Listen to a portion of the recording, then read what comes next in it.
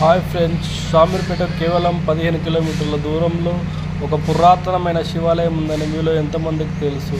మీలో ఎవరికైనా తెలియకుండా ఉంటే ఈ వీడియో చూసిన తర్వాత ఖచ్చితంగా మీరు చూడవలసిన మొదటి ప్లేస్ ఇదే అవుతుంది.